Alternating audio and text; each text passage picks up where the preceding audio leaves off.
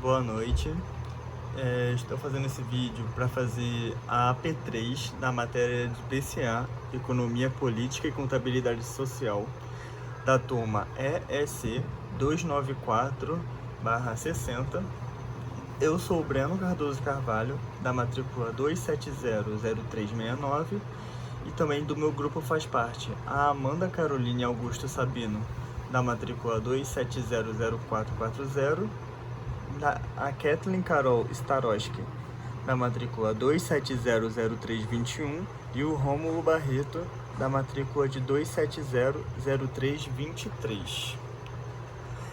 E nesse trabalho foi pedido para falar sobre uma das escolas da economia, né? E a gente escolheu falar sobre a escola keynesiana. E quem fundou ela foi John Maynard Keynes.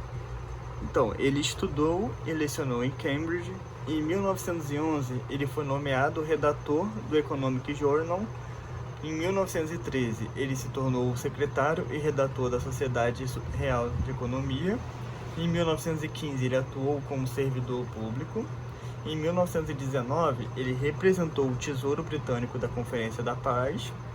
Em 1944, ele representou a Inglaterra na Conferência Monetária de Bretton Woods, que deu origem ao Fundo Monetário Internacional, o FMI. E em 1946, ele se tornou presidente do FMI. Então, no contexto histórico da época, estava bem no final do século XIX, no final do século XIX e início do século XX.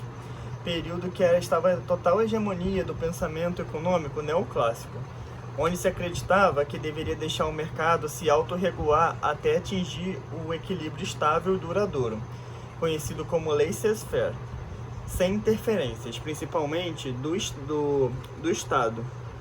Então, até que aconteceu uma crise em 1929, que atingiu em cheio o capitalismo da época, né? Deixando grandes catástrofes econômicas, onde a prosperidade do capitalismo estava em grande colapso. Um elemento desse credo neoclássico era que o desemprego era voluntário, ou seja, os trabalhadores, ao interferirem no livre jogo das forças de mercado com seus sindicatos, greves e reivindicações sociais, provocariam um aumento do desemprego quando não aceitavam o salário do mercado. Caso aceitassem, eles estariam desempregados, já que aceitaram de acordo com as forças de oferta e demanda por mão de obra.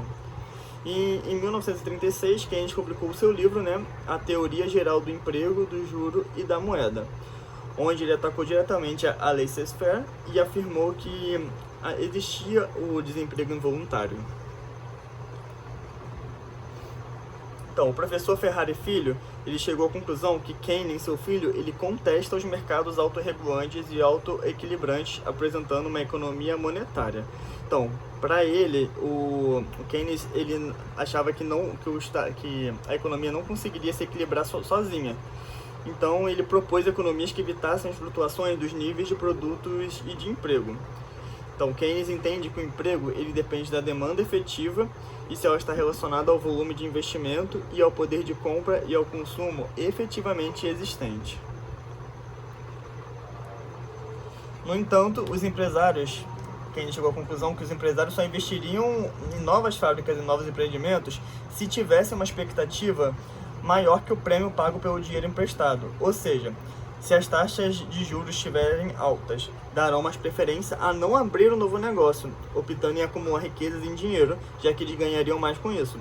E, consequentemente com isso, ele causaria a diminuição da procura efetiva, ocasionando o desemprego em tempos normais. A propensão a consumir é a relação entre a renda de uma comunidade e o que pode esperar que ela gaste em consumo, e dependerá das características psicológicas da comunidade. Ou seja, nesse contexto que estava acontecendo nesse momento, a economia estava em estado de incerteza. Os indivíduos não sabiam como que ia suceder a economia do momento, então eles preferiam reter o dinheiro e não realizar gastos, seja tanto por consumo ou por investimentos. Então, para incentivar o equilíbrio da economia, o Keynes propõe que o Estado ele intervenha investindo em obras públicas, na educação, construção de casas e outras obras de grande interesse social para aquecer a economia, para poder voltar ao normal. Ou seja, ele pedia que ele ele falava que era para propunha que o Estado ele intervisse na economia, totalmente diferente de Smith, que dizia que a economia ela tinha que ser livre. E ele promoveu tais medidas de incentivo e níveis de emprego aumentariam e, consequentemente, garantiria que o mercado consumidor dessa sustentação real a toda uma aplicação de recursos.